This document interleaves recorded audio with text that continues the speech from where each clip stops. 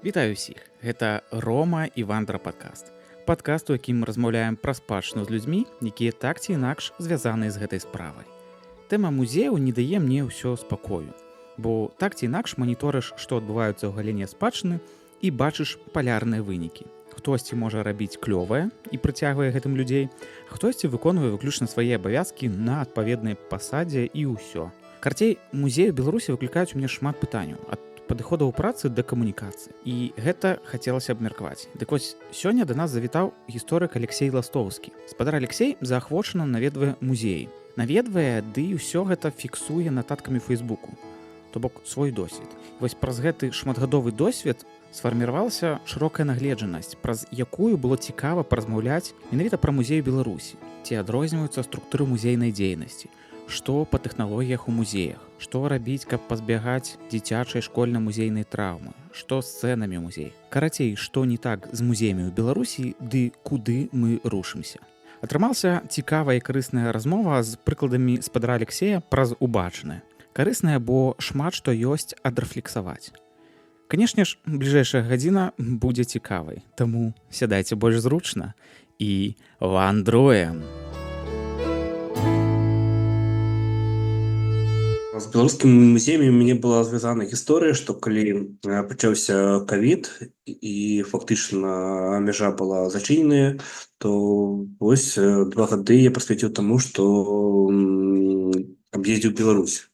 То есть кожныя выходныя кудысьці выбіраўся, ну, адпаведна, так добра аб'ездзіў за 2 гады Беларусь, што ўжо зараз не асабліва самую, калі ўжо знаходзішся па-за межамі краіны. Вот, і там ліку аб'ездзіў, ну, па маіх ацэнках, напэўна, 70% краязнаўчых музеяў, якія знаходзяцца ў Беларусі. Там, ну, ёсць мясціны, куды там асабліва не збіраўся, там ўжо такія нейкія далёкія ўскрайкі, там Магілёўшчыны там ці Палесе. Але, ну, цэнтральную, паўночна-заходнюю Беларусь я вельмі добра ведаю.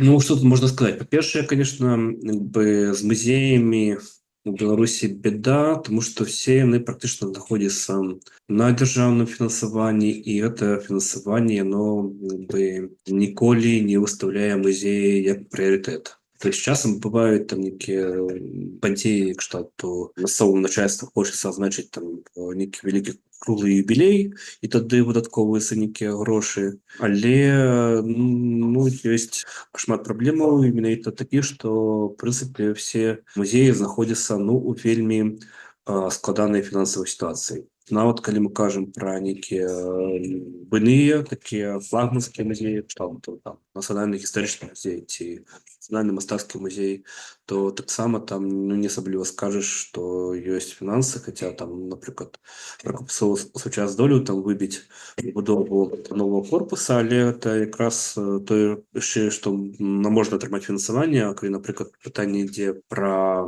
заробкі, то яны заўжды мінімальныя, і тыя, хто працуюць в музеях, это такія, ну, можна сказаць, валанцёры, якія проста гараць гэтай справай. Ну, але ясна, што гэта, ну, мае негатыўнае наступствы, так, тому што, ну, ідзе актыўнае вымыванне там, бо калі ты хочаш чагось дасягнуць, то, ну, ты так трэба сыходзіць з музея, бо там ўсё роўна нейкіх асаблівых перспектыў для развіцця не будзе. А вось гэтая тэма перспектыў у музеі няма.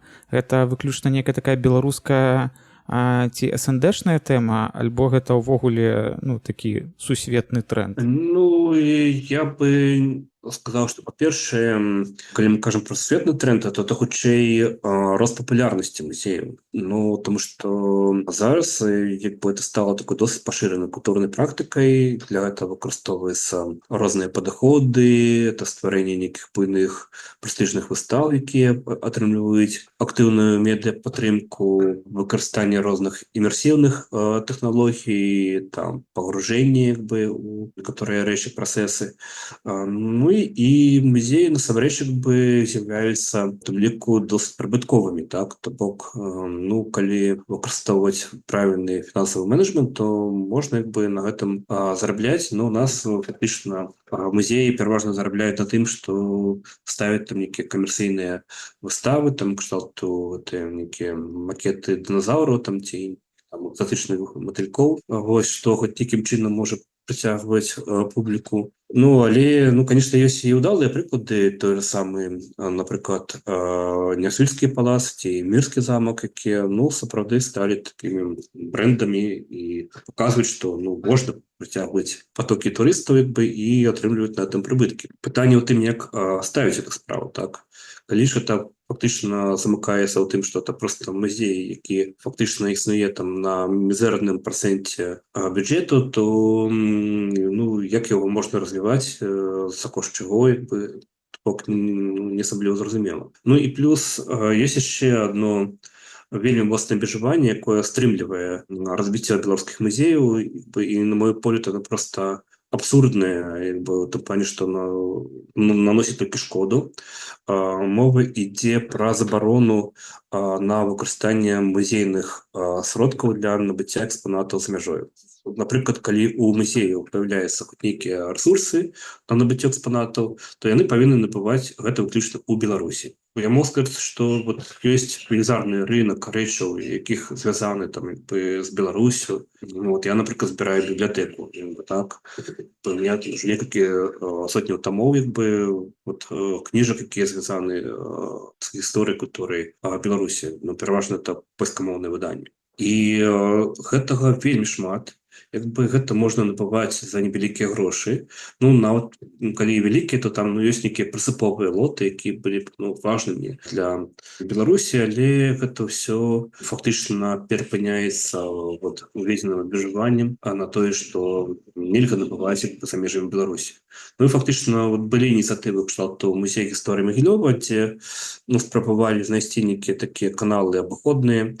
Напрыклад, набывалі праз нейкіх прыватных асобаў і потым ці то рабілі фандрайзінг, ці то яшчэ штосьці прыдумлялі, то есть каб гэта абысці. Але хутчэй за ўсё это працуе такім чынам, як, напрыклад, быў Мсціслаўскі музей, яны купілі там нейкую кітайскую бронзавы такі невялічкі фонтан.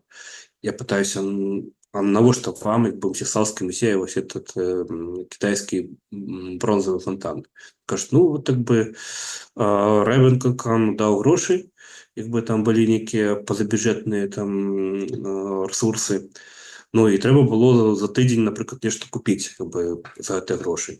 Поїхали у Мінськ, пошерстилися по антикварных крамах, что знайшли, то и купили, привезли. Что у гэтым, так, то есть, что дадае музеям, у большей степени межовые, так, то есть, калі появляются некие ресурсы, то от гэтага в першую чергу уздымаюцца розныя перакупшчыкі, антыкварныя крамы, але гэта замінае ствараць нармальныя калекцыі.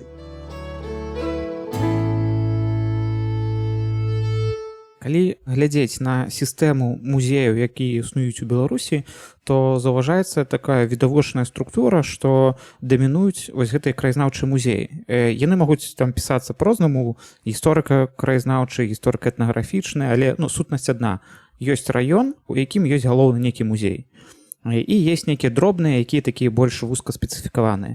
Тут пытанне да гэтай структуры, якая там фарміруе аснову краязнаўчы музей. Наколькі яны ўвогуле адпавядаюць сучаснаму запыту грамадства і наколькі яны ўвогуле адпавядаюць сучаснаму разуменню ўвогуле музею. Гэта наўпрост некая спадкаемца былой структуры, якая існавала там, пры Савецкім Саюзе ці калі яшчэ. Альбо гэта натуральная структура музею, якая мусіць быць. Я могу сказать, что поколькі поездивши по разных краінах, то, по-першае, я сказал бы, что не паўсюль яшчэ есть такая шчыльная сетка музеяў, як у Беларусі. То есть это, в принципе, хутчэй такая прыкмета Еўропы, так? У Еўропе менавіта існуе буйныя, так і локальныя музеі.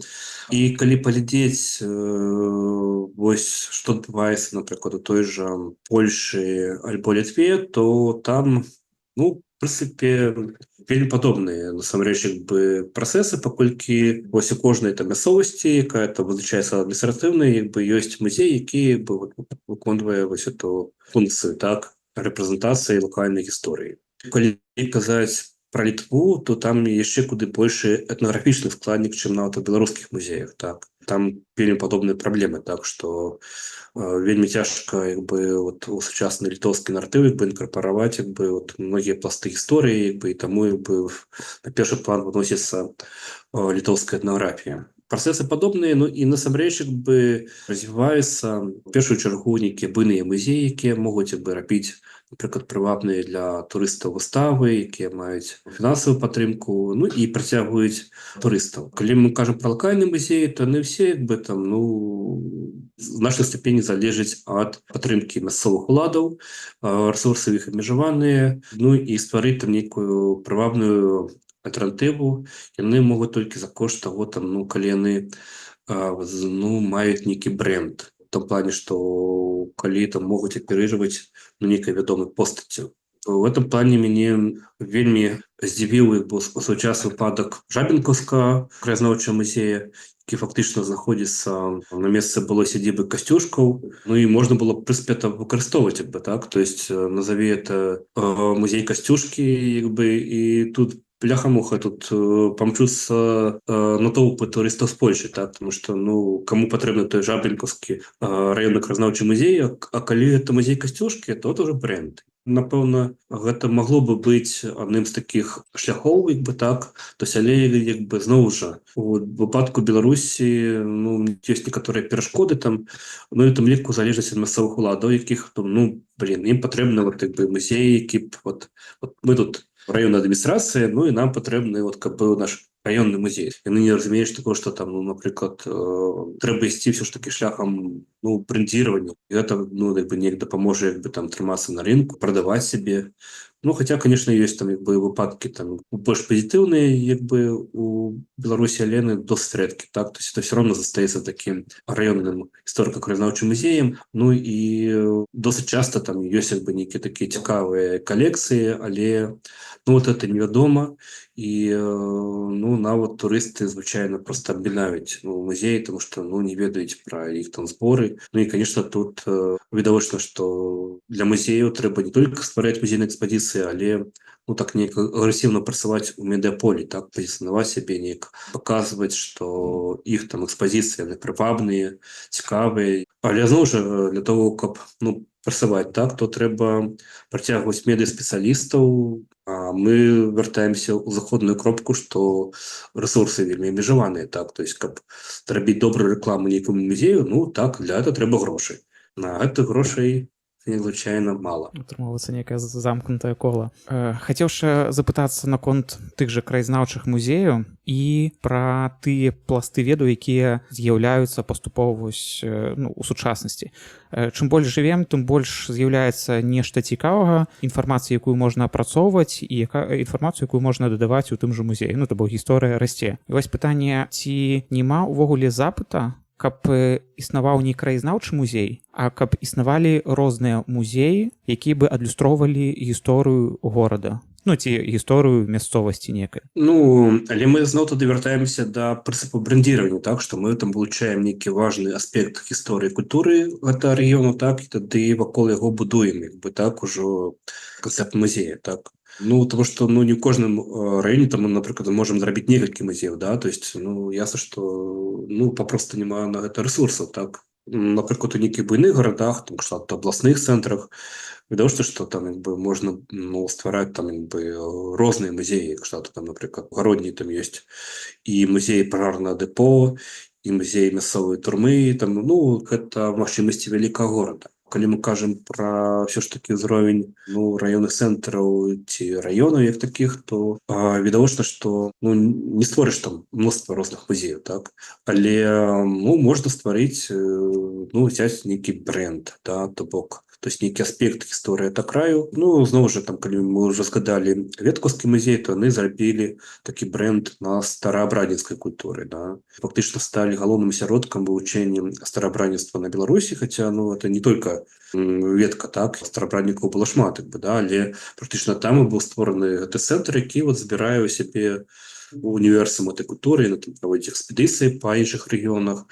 Ну і хаця там, ну, напрыклад, там же не толькі стараабрадніцтва, там, напрыклад, ёсць і мясцовая беларуская культура, там это не глебскі строй такі вот, але все роўна мы ведаем ветку па старабранніцтву, да, то бок што яны вот здолелі ухапіць вось эту нітку, як бы што нейкі унікальны нейкі пласт культуры, які важны, істотны, які яны могуць рэпрэзентаваць, і гэта таксама з'яўляецца тым, што прываблівае, да, людзей. Цікава вот пайсці ў такі музей. Чым проста калі б это была б звычайная экспазіцыя, што вот тут там вот с каменного веку там нашли пару каменных секер, як бы, то есть вот есть чучело бобра, и там як бы этнографічныя там некие экспонаты 19-20 стагоддзя нават, як бы, да, то есть и все, як бы.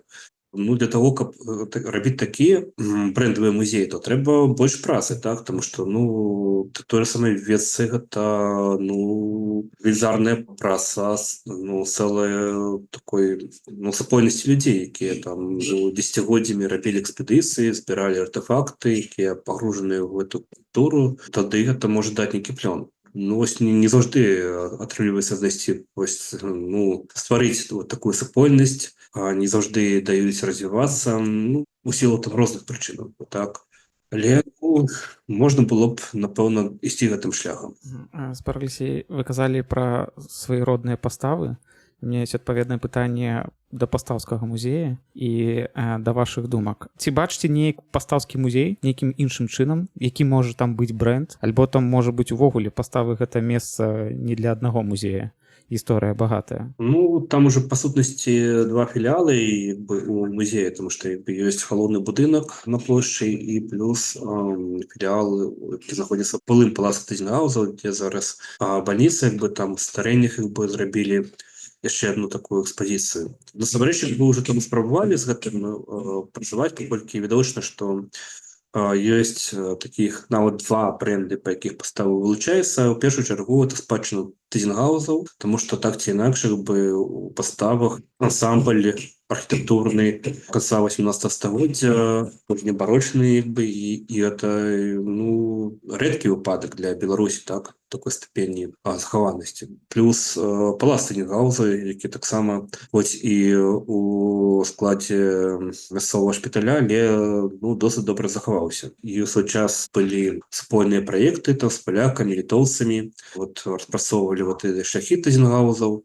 і мне здаецца, што тут як бы можна было як бы в это рэчышча ісці. І як бы і потым як бы я ўжо пачаў разумець, што насамрэч за гэтымі Тызенгаузамі мы не бачым ужо Пшаздзецкіх, якія фактычна пасля скасання роду Тызенгаузаў это перайшло да Пшаздзецкіх. Мы пра эту сям'ю нічога не ведаем. Практычна яна невядомая ў беларускім кантэксце, але вот я зараз трошечку там пачынаю в этом рэчышча ісці, то это адна з такіх вельмі ўплывовых сем'яў нашага рэгіёна, якая была інтэлектуальна заўважнай як агульны феномен для той самай міжваеннай Польшчы, так. Это Пшаздзецкія, якія фактычна стваралі канон польскай гісторыі, якія аднаўлялі Вавельскі замак і далей. Мы пра тых Пшаздзецкіх нічога не ведаем. Гэта тое, што куды можна было б ісці.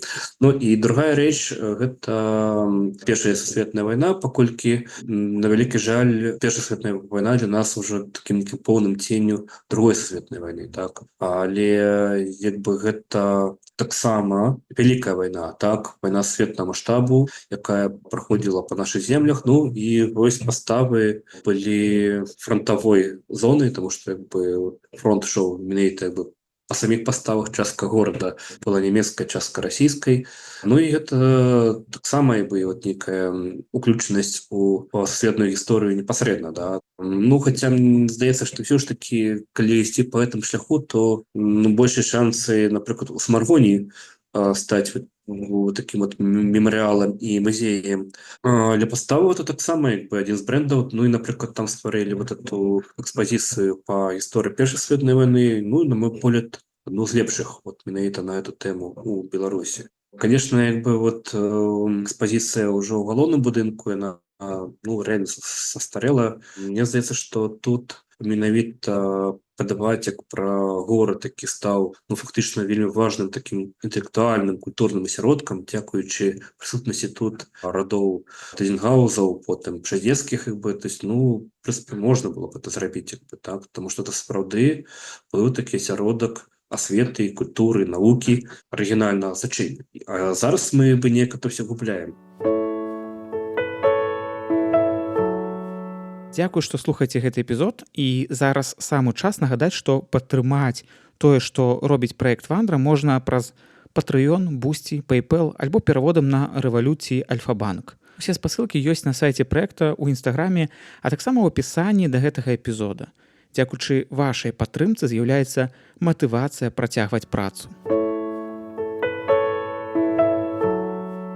Ёсць пытанне тэхналагічнасці. Зараз, калі, напрыклад, не ўжываеш на той жа штучны інтэлект, то быццам бы гэта трошачкі несучасна. Усе намагаюцца, напрыклад, яго ўжываць. Мяркую, што ў галіне музею таксама гэта ёсць, не пра штучны інтэлект, а пра тэхналогіі. Свет развіваецца, тэхналогіі развіваюцца, адпаведна, тэхналогіі мусяць уходзіць у розныя сферы. А вы вось наведваючы музеі па розных краінах і наведваючы музею Беларусі, ці адчуваеце розніцу ўвогуле падыходаў і стасункаў з тэхналогіямі? Ці ёсць гэты ўвогуле разрыў тэхналагічны? Зноў жа, ідзе пытанне рэсурсаў, так? То есть, калі мы кажам пра выкарыстанне мультымедый, 3D, умоўна кажучы, ці такіх нейкіх імерсіўнага пагружэння, то гэта тое, што патрабуе такіх нармальных фінансавых грошай. Банальна, што у большасці выпадкаў беларускія музеі не маюць такіх рэсурсаў. Магу прывесці прыклад музея Вялікай Адчыннай вайны, які калі адчынялі яго ў новым будынку ўжо на праспекце Пераможцаў, то паколькі это быў такім дзяржаўным значным праектам, тады далі сур'ёзнае фінансаванне, і там тады адпаведна была магчымасць выкарыстаць многія такія мультымедыйныя рэчы, вялікія экраны, на якіх праектаваліся мапы 3D-тэхналогіі, напрыклад, з ацэнкай абароны Брэсцкай крэпасці, яшчэ штосьці. Праходзіць некалькі гадоў, а выяўляецца, што гэтыя тэхналогіі таксама трэба падтрымліваць, бо гэта не аўтаматычная, это не кніжка, якую паклаў у вітрыну, яна там хай сабе і ляжыць, да? Тэхналогіі, яны патрабуюць пастаяннага абсталявання, нагляду, перапрашывак і там падобных рэчаў, і праз некалькі гадоў большая частка тых мультымедый ляснулася, перастала працаваць, а ў музеі няма больш грошаў, то есть яны не могуць таму, напрыклад, памятаю, што этот велізарны мультымедыйны экран папросту завесілі, паколькі няма грошай, каб яго адрамантаваць і зноў вярнуць ў працоўны стан. І тут пытанне не ў тым, што у Беларусі не ўмеюць працаваць яшчэ штосьці, бо пытанне ў тым, колькі на гэта даецца рэсурсаў. Калі давалі сур'ёзныя фінансавыя такія ўліванні, то паявіліся б і мультымедыйныя экраны, і всякія 3D і там падобныя. Зараз это, напрыклад, на захадзе сапраўды шмат выкарыстоўваецца. Але з майго боку гэта ўсё только нясе дадатковую вартасць. То ў плане, што нельга пабудаваць музей выключна на аснове гэтых мультымедый і там падобнае. То есть, это некая такая свайго роду прафанацыя. В першую чаргу, ўсё ж такі, я прыхільнік такого класічнага падыходу, што в аснове музея павінны быць артефакты, то есть нейкія матэрыяльныя носьбіты інфармацыі пра мінулае, і з імі трэба працаваць у першую чаргу. А мультымедыі гэта толькі тое, што можа дадаткова асвяціць гэты артефакт, казаць его выйшы вымярэнні, надаць яму некае, наблізіць гледача да яго, але так ці інакш музей все роўна застаецца інстытуцыяй, пабудаванай на артефактах. Наколькі музеі ад гэтага страчваюць? Вось няма, напрыклад, у музеях у паставе няма некага тэхналагічнага абсталявання, няма VR-акуляраў, каб пабачыць, як па пляцу хадзілі Тызенгаўзы. Няма, не ведаю, некага тэхналогіі стварэння нейкіх 3D-аб'ектаў, каб паглядзець і пабачыць, як выглядаў, не ведаю, горад 2 стагоддзі таму. гэтага калі няма, наколькі страчвае музей, альбо ён не страчвае, бо па сутнасці дадатковая вартасць не такая высокая, каб траціць на гэта грошы. Ну, это цікаве питання, но якби я б сказав би дослідче, да? У тому плані, що ну наколькі використання технології, ну, наприклад, впливає на поток навідувальників, да? Тобто, і я ось одразу так з льоту не скажу, тому що це справді треба глядіти дослідження, там подобні речі. Я в Білорусі не пам'ятаю, як хтось робив подобне дослідження, но і особливого матеріалу якби нема, так? Покольки у нас це все вживання технології, ну, застаецца межаванным. Ну, калі мне няма магчымасці сказаць на аснове даследавання, то магу толькі сказаць так неяк інтуітыўна, што, на мою думку, гэта у меншай ступені ўплывае на поток наведвальнікаў, чым, напрыклад, удалыя практыкі брэндзіравання. Ну, разумееце, што, напрыклад, моўна кажучы, там, у Залессе, там, на сядзібу Адама Міцкевіча, польскія турысты будуць ехаць, там, ёсць там 3D-мадэлі, няма там 3D-мадэляў, ім это па барабану, да, то бок, галоўнае прыехаць на месца, дзе нарадзіўся там Міцкевіч, так, тому што, вот это, мае такое культавае значэнне. Зноў жа, мы маем выпадкі, там, Нясвіжскага палаца, там, ці Мерскага замка, туды турысты таксама едуць не за 3D-мадэлямі і не за VR-акулярамі, так? Хаця там, так, здаецца, ўжо ёсць магчымасць нават і гэта атрымаць. Але, ну, явна, што едуць у першую чаргу за іншым. Таму, гэта заўжды, як па мне, застаецца дадатковай рэччу, якая там можа в невялікай ступені павялічыць, поток наведвальнікаў, але, ну, прынцыпова не зменіць. По мне, все роўна, трэба апірацца на калекцыі і ўдала іх пазіцыянаваць, і гэта, з'яўляецца асновай для таго, каб, ну, прывабліваць наведвальнікаў. Я цалкам згодзін з тым, што экспазіцыя і фонды гэта ў першую чаргу, але ж існуе інстытут рэпутацыі, то бок прыязджае паляк. Пытанне замежнікаў першае, другое пытанне гэта суайчыннікаў. Прыязджае паляк у Завосе, глядзіць, а там, ну, хата стаіць, ляжаць нейкія рэчы. Запытаўся, а яны ніякага дачынення да Міцкевіча не маюць. Ну, ён вяртаецца ў Польшу, кажа, ну, там нечага глядзець. Ну, хата да і хата. А другі выпадак, ён прыязджае туды, а там, ну, усяго наварочанага тэхналагічна. І ён гэтага Міцкевіча бачыць, вось, як ён там сядзіць, ляжыць, і паэмы свае піша. Ну, як вось была навіна, бадай, што учора, што у акулярах Apple з'явілася, здаецца, ці то гэта функцыя, ці гульня, што ты можаш хадзіць па хаце і прывіды ходзяць таксама па хаце. Настолькі тэхналогіі ўжываюцца у сучасным жыцці. Ну і калі ён паглядзеў, і там все там, напрыклад, насычана цікава, ён прыязджае і кажа, вы мусіце паехаць у Завосе. Там небяспечна, але мусіце. І інстытут рэпутацыі ў гэтым выпадку, ну, павінен, мабыць, неяк паўплываць. Ну, видите, пытанне ў тым, што калі мы кажам пра чаму людзі едуць, там, напрыклад, у Завосе, там, глядзець на сядзібу Міцкевіча, так? Таму што ім патрэбна патрапіць у гэта месца, так?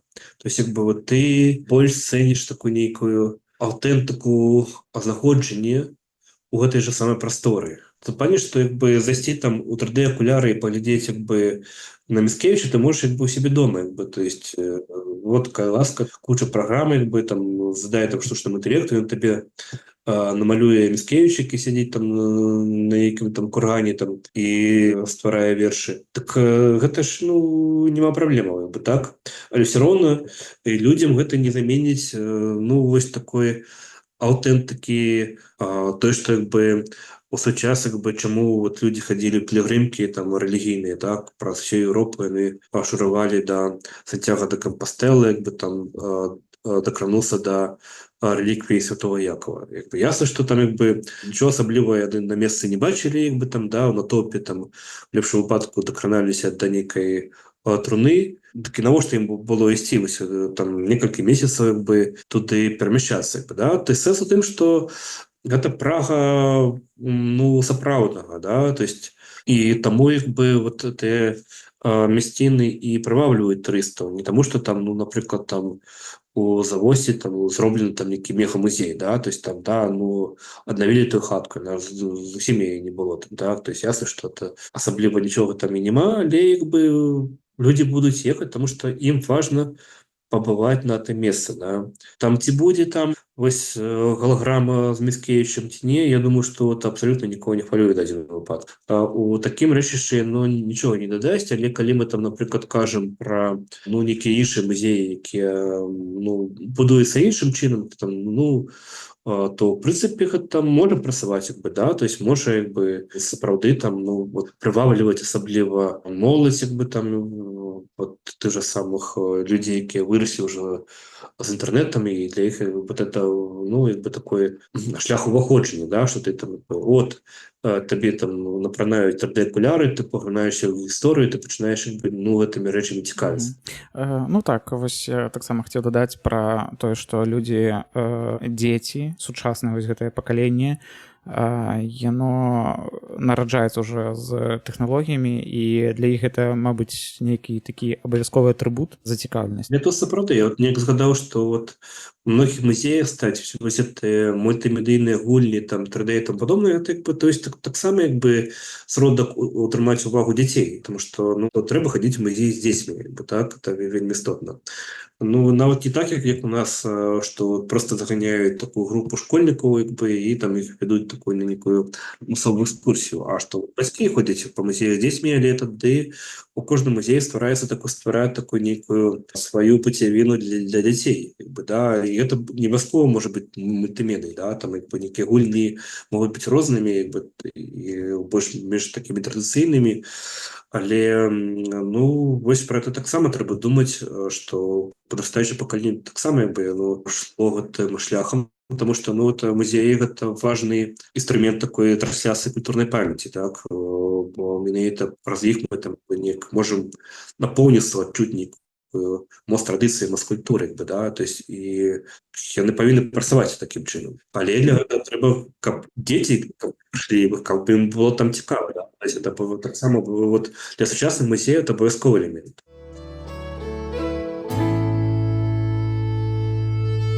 мы закранули тэму дзяцей якраз хацеў запытацца існуе гіпотэза ну гэта ўласна моя гіпотэза не ведам мабыць яна існуе увогуле там у навуковым коле таксама што у дзяцей увогуле дачыненне да музею існуе дзіцячая траўма бо пад прыгонам будучы вучнямі іх вядуць у краязнаўчыя музеі ну я про Беларусь кажу і прымусова знаходжанне ў гэтых музеяў і адсутнасць зацікаўленасці яна адкладае адбітак на зацікаўленасці ў будучым пахадзіўшы будучы ў школе пахадзіўшы ў музей вось так под прымусам людзі падрастаюць і ты чуеш што там няма чаго глядзець мы там ужо все бачылі там чучела бабра там нейкія скарбы з манет ну і абавязковы куток пра вялікую чыну вайну ці існуе ўвогуле вось гэта дзіцячая траўма як вы лічыце і мабыць з наведваннямі замежных музеяў вы бачылі гэту сітуацыю у іншых краінах як з гэтым спраўляюцца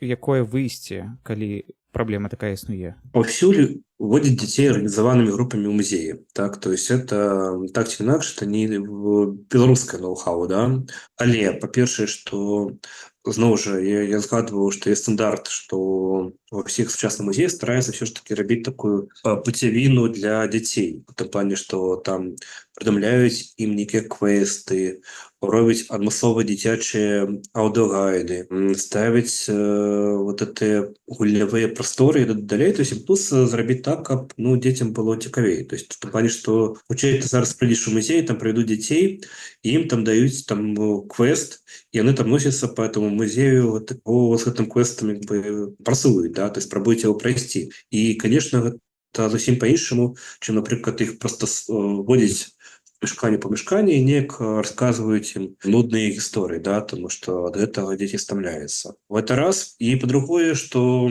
варта мець музейных педагогаў ну так пані што тых супрацоўнікаў якія маглі б нармальна працаваць з дзецьмі так тому што ну іх свае асаблівасці псіхікі ўспрыняцці і таму падобнае можам згадаць там Мікіту Муніша, які ў свой час як бы вельмі так добра працаваў дзецьмі, як бы ён там меў там так распавядаць, што яны проста былі ў максімальным захапленні там як бы ад экспазіцыі мастацкага музея.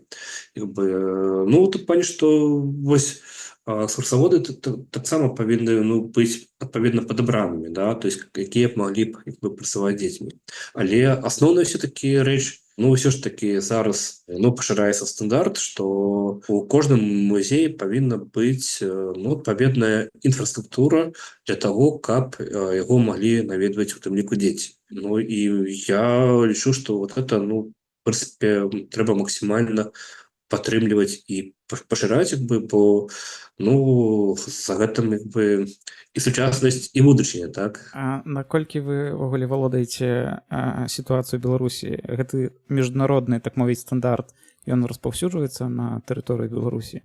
Альбо гэта штосьці па-за, не ведаю, паўнамоцтвамі і па-за сіламі беларускіх музеяў? Вось тут мне пакуль што цяжка сказаць, каб это рэальна развівалася, бо мала гэтага, да? То бок я магу згадаць там нейкі адзінкавыя выпадкі, там калі там нейкія ставілі гульні ці яшчэ штосьці. Каб гэта паўнавартасна працавала, то бок пакуль што слаба развіваецца, там можа быць там у мастацкім музеі, там бо это флагманскі музей, там ёсць адпаведныя рэсурсы. Але калі мы кажам пра краязнаўчыя музеі, то гэта хутчэй за ўсё пакуль існуе на ўзроўні той мадэлі, пра якую вы казалі, траўматычную, да, то есть як бы што водзяць групы дзяцей, як бы там і расказваюць ім, да, то есть мне здаецца, што тут можа быць можна было працаваць нават і без нейкіх асаблівых фінансавых рэсурсаў, але над гэтым працаваць, можа быць, што якраз тая магчымасць, якая фактычна зараз выпускаецца з перспектывы. Зразумеў. Ёсць яшчэ пытанне спецыфікі музею. Цэны.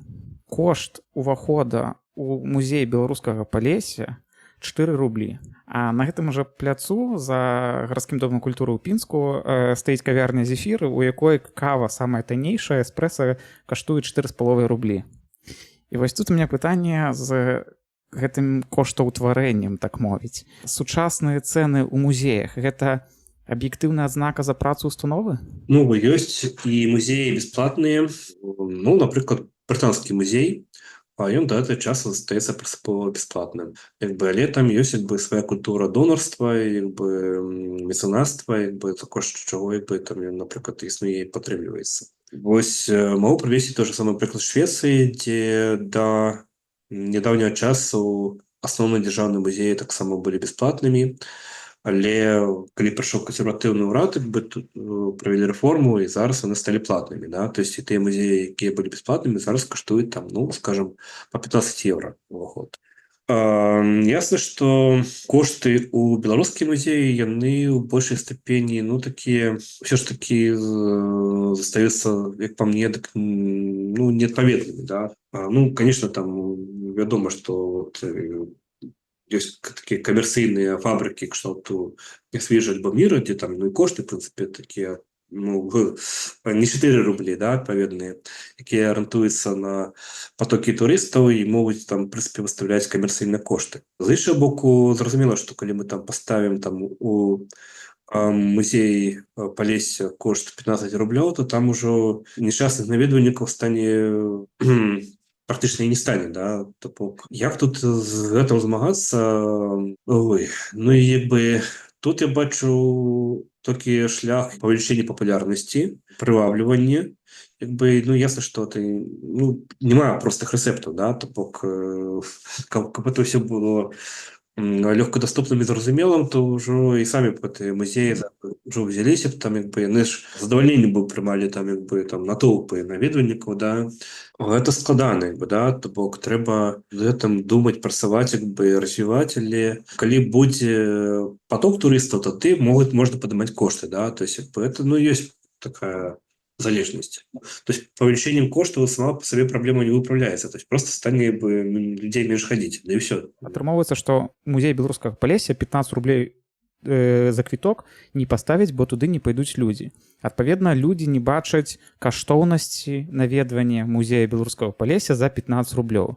Адпаведна, у вачах наведвальніка музей каштуе менш. А чаму каштуе менш? Таму што, мабыць, неэфектыўна працуе.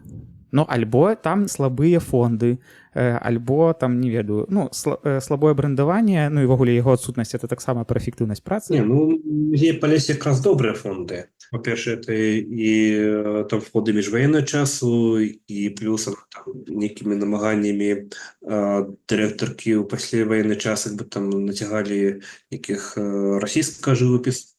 Фонды там, прынцыпе, не дрэнныя, да, то есть пытанне, як ужо хутчэй пазіцыянавання, да, в плане, чтобы медыа прысутнасці, то есть дэманстрацыі, наколькі у вас там все клёва і цікава, да, то есть так ці інакш, просто в этом свеце мне это самому вельмі не падабаецца, але застаецца пытанне ў тым, што ты заўжды павінен працаваць над нейкай стратэгіяй медыапублічнасці, да, то есть пастаянна думаць над тым, як сябе паказваць, як сябе прэзентаваць, як прывабліваць людзей да сябе, то есть гэта датычыць не толькі музею, да, это просто так мы живем в сучасным свеце, да, бо ўсё вельмі змітавана гэтымі сацыяльнымі сеткамі, што калі ты хочаш быць эфектыўным, то павінен думаць пра тое, якая у цябе медыа-стратэгія, да, то есть як ты сябе паказваеш іншым, чаму твой прадукт з'яўляецца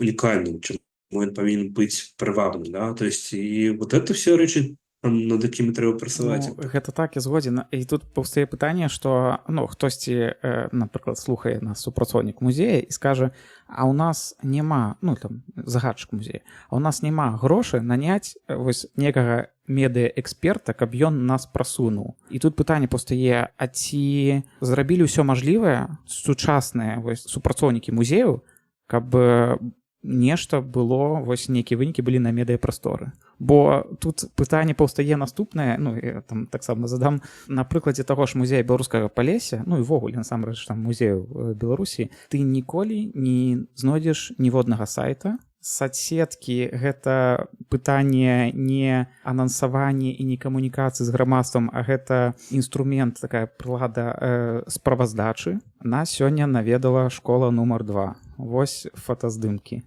такога плану. І актуальнасць гэтай всёй інфармацыі. Нумары тэлефона выключна грамадскія, а пошта недасяжная. І вось тут пытанне, ці зроблена ўсё мажлівае працоўнікамі музея, каб мець нейкія вынікі, а разам з тым мець нейкія большыя цэны. Ці патрэбны ўвогуле тут медыаэксперты, альбо тут патрэбна эфектыўная праца? Ведаеце, я ж тут не расказваю нейкія такія унікальныя рэчы, да якіх ніхто не можа дадумацца, да, пра тое, што ў музеі павінна быць медыапрысутнасць, гэта все разумеюць даўно. В тым плане, што нават разумееце, там міністэрстве культуры, да, якому падначаленыя амаль што все беларускія музеі. І там уже давно ідуць інструкцыі зверху пра тое, што супрацоўнікі музею павінны павесці свае сацыяльныя сеткі, былі спробы стварыць такі і агульны партал для ўсіх беларускіх музеяў. І прынцыпе, я сказаў бы, што ёсць эфект, да, то плане, што сапраўды,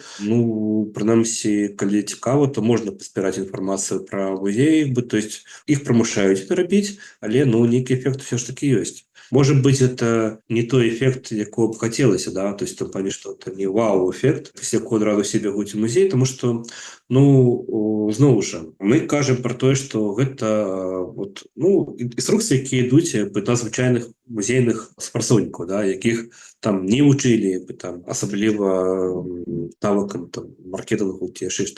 Вони з цим справляються у силу своїх там здольностей, креативних можливостей і тому подобного. І, відповідно, ефект такий, есть.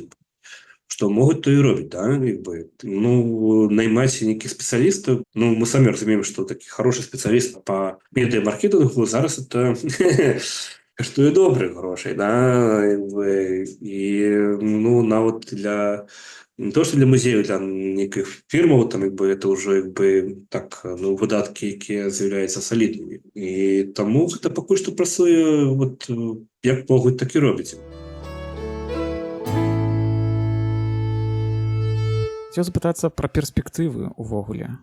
Вось на вашу думку, праз, не ведаю, прызму геапалітычных падзей, праз развіццё грамадства, ну, праз прызму развіцця грамадства, які лёс увогуле чакае музею, ну, у прыватнасці краязнаўчых музеяў, і вось што мусіць адбыцца, каб пачаліся нейкія змены, канешне, пра такія больш станоўчыя змены. Як па мне, па-першае, што беларускія музеі, яны ўсё ж такі звязаны з гісторыяй культуры нашай зямлі, якая вот заўжды знаходзілася на памежжы, так, дзе пранікалі розныя сілы, стыкаліся між сабою, суседнічалі, уваходзілі ва ўзаемадзеянне, і таму насамрэч вельмі цяжка, напрыклад, аддзяліць вот беларускую гісторыю ад літоўскай гісторыі і ад польскай гісторыі, да.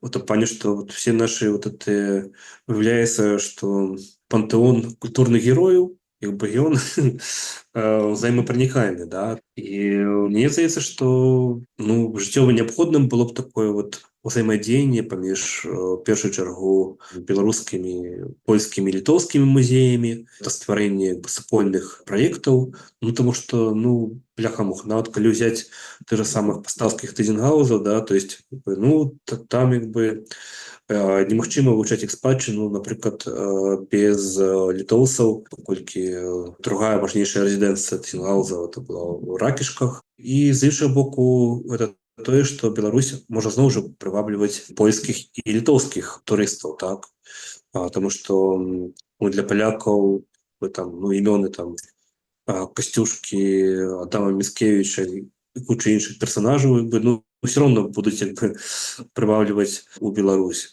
Для літоўцаў, то есть зноў жа, калі мы кажам пра Радзівілу, там яшчэ куча розных момантаў, там Новаградак, Крэпа і таму падобнае. Это все таксама частка таго, што літоўцамі ўспрымаецца як іх літоўская гісторыя, да. Таму тут ёсць велізарны патэнцыял. Ну і, конечно, зараз это все вельмі складзена палітычнымі чыннікамі, праблемамі ў міжнародных стасунках, палітыкай санкцый, якая введзена супраць Беларусі. І нават калі там зараз ёсць безвіз, то в прынцыпе палякі, літоўцы пераважна баяцца ехаць у Беларусь, бо іх там пераконваюць, што это небяспечна, і гэта все роўна вядзе да мінімалізацыі турыстычных потокаў. Зараз інтэнсіўна пачалі развівацца працу з расійскімі музеямі, але пакуль што неяк это все па мне неяк трошку дзіўнавата выглядае, да.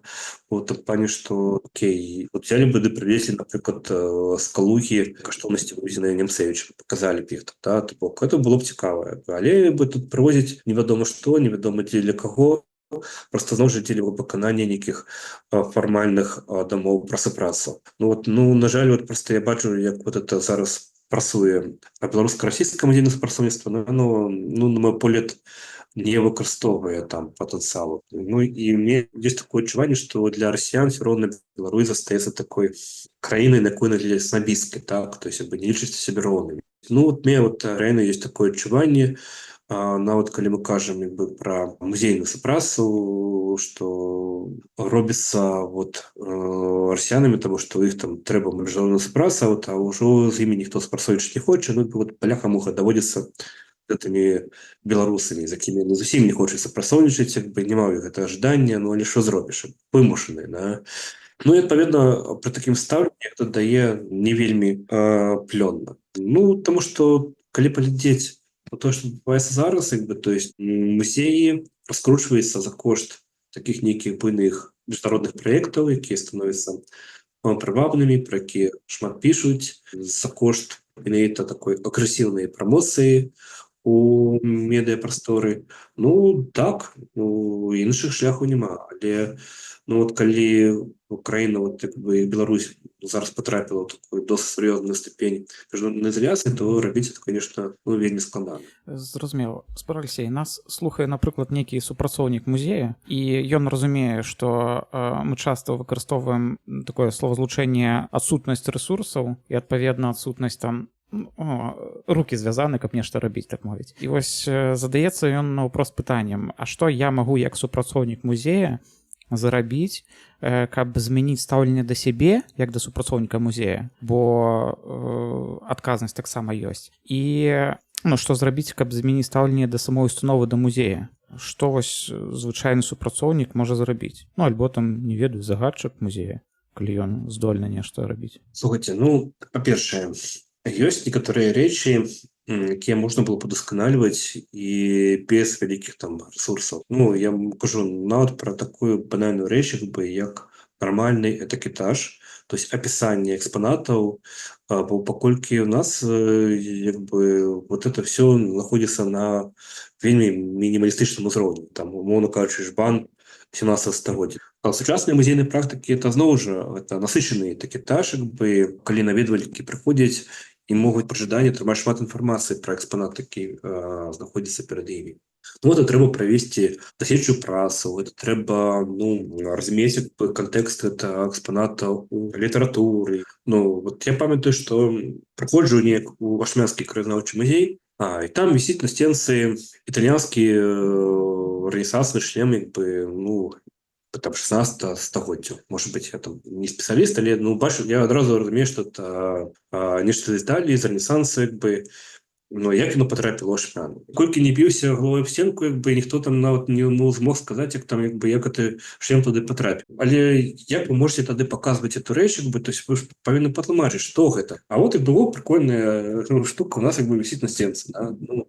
Правесці даследаванні, пакапацца там па ўласных дакументах, хто, калі, як перадаваў, потым пошукаць аналагі гэта шлема, то есть выйсці на нейкіх там на спецыялістаў па зброі, якія маглі там даць нейкую дадатковую інфармацыю. Гэта можна ж было зрабіць, просто трэба было папрацаваць над гэтым, вось, можа быць, нават і без дадатковых ресурсаў, але гэта можна было б зрабіць. І гэта не адзінкавы выпадак, так? То есть мне здаецца, што тут ёсць магчымасці, то есть цікавіцца тым, што у цябе ёсць апісанне тых рэчаў, які знаходзяцца ў экспазіцыі, вывучэнне фондаў. Тут шмат чым займацца музею. Я б хацеў бы напрыканцы задаць караценькія пытанні, так з караценькімі адказамі. Які найболее топавы, на ваш погляд, музей у Беларусі? З пункта гледжання краязнаўчага. Не будзем казаць пра мастацкі, напрыклад, бо гэта такой больш вузка спецыфікаваны. Мабыць, веткаўскі музей. А які найбольш сумны музей? Вось наведвалі і хацелася выйсці, бо гэта жах. Самы пусты это, конечно, Воложанскі музей. Воложанскі краязнаўчы музей. А чаму? Там практычна няма экспазіцыі. То бок там беда, што это адзін з самых багатых рэгіёнаў культурных Беларусі, але яны нічога не здолелі там зрабіць. То есть рабіш новы музей, ён проста пусты. А які, на ваш погляд, найбольш недаацэнены музей з пункта гледжання наведвальнікаў? Вось ён сапраўды клёвы, карысны, але нешта не шмат бачыцца і чуецца, што туды людзі ездзяць. Тут нейкае цікавае пытанне. Можа быць, Сонімскі музей, по-моему, там недацэнены в плане якасці того, што там ёсць, і наколькі публічна вядомы. Які самы топавы музей з замежных? Мой любимый это брытанскі музей. А штосьці папрасцей, вось бліжэй, там Польша, Літва? В бліжэйшых краінах, там, конечно, нацыянальны музей в Варшаве, там вельмі шмат чаго звязанага з Беларусю. Агулам там вельмі цікавыя калекцыі і то, як з імі працуюць. У Літве, тут цяжка сказаць. Можа быць, Ковенскі музей Чылёніса, там таксама школьная калекцыя па мастацтву, скажем, 17-19 стагоддзяў, куды патрапілі многія беларускія магнацкія калекцыі, тых жа самых Тызенгаузаў, потым, дзякуючы дару Магдалены Радзівіл, патрапілі туды калекцыі завішаў, мінскіх, там калекцыя гінскіх і там падобнае. Якая краіна, на ваш погляд, самыя эфектыўныя музейныя працы? Вось там, дзе наладжана музейная праца, структура, сістэма настолькі сфарміравана, што, не ведаю, мабыць, каб Беларусь брала прыклад з гэтага. З каго браць цяжка прыклад, это італьянцы, тому што я неяк Італьянців не дуже люблю, але от той, як вони працюють зі своєю спадщиною, то це просто, ну, позайздростить. В тому плані, що як вони працюють у музеях, якби, з кожним експонатом, ну, це такі, ну, просто стагоддзі, да, якби, от підготовки, адукації. А з того, хто до нас ближей, то це поляки. Поляки, звісно, зараз вельми моцно рвуть наперед, якби, тобто вони створюють нові сучасні музеї, які беруть там європейські узнагороди, якби, ну, і я б сказав, що от в Сходній Європі у кого-либо вообще поставлена музейна справа, це безумовно поляки. Спадар Алексей, ёсць фінальнае пытанне да вас. Вы шмат пішаце пра музеі і як казалі, што гэта, ну, такое ваша хобі, ну, хаця там страцілі імпэт крышачку, але тым не менш апошні раз дзесьці вы былі і пісалі пра Вену, мне здаецца. І тут, ну, вось казалі, што гэта такі шматгадовы досвед паходаў па музеях, нават некалькі разоў адны і ты ж музеі. І тут пытанне паўстае: а навошта ўвогуле хадзіць у музеі? І навошта хадзіць у музеі ў Беларусі? Ну, хадзіць у музеі замежныя, окей, там у Лувр ды паглядзець нешта занадта папулярнае, каб паставіць, не ведаю, крыжык, што я тут быў. Вось такое больш абстрактнае пытанне, навошта вось хадзіць у музей. Для мяне, як бы, музеі гэта такія, скажем, інстытуты, якія от концентруюць у сабе мінулае, да? І досыць часта ты от неяк от пазнаеш некую культуру па тэкстах, і яна вот это такія расповеды, якія вылізаныя, да? То есть якія вот табе вот павінны в нейкім ключе расказаць. А музеі, вот ты прыходзіш, і ты там можаш адкрыць ті відавочныя рэчы. Таму для мяне музей это заўжды такой нейкі шлях спасціжэння, што ты можаш даведацца пра нейкую рэчаіснасць, вот я убачу сваімі вачамі, і гэта налепш за ўсё, як бы, ну, неяк адчуць рэчы, то я убачыць, да? І ты раскрываеш, ну, нейкія новыя аспекты, новыя веды, і таму нават калі ты не ў першы раз прыходзіш у музей, ты можаш выкарыстоўваць яго як нейкую скарбонку інфармацыі. І гэта датычна таксама і беларускіх музеяў? Там таксама скарбонка інфармацыі? Альбо гэта больш пра іншыя культуры? Гэта датычна і да беларускіх музеяў, тому што калі я вось паездзіўшы па рэгіёнах, як бы наведаўшы там десяткі краязнаўчых музеяў, то мне зусім па-іншаму склалася ўражанне пра многія беларускія мясціны і пра іх лакальную гісторыю. Часам проста даводзілася пераглядаць тыя веды. Такія вось справы з музеямі Беларусі. Зразумела, што не ўсё абмеркавалі. Ёсць яшчэ пытанні, напрыклад, замежнага абмену, досведа і нагледжанасці менавіта супрацоўнікаў.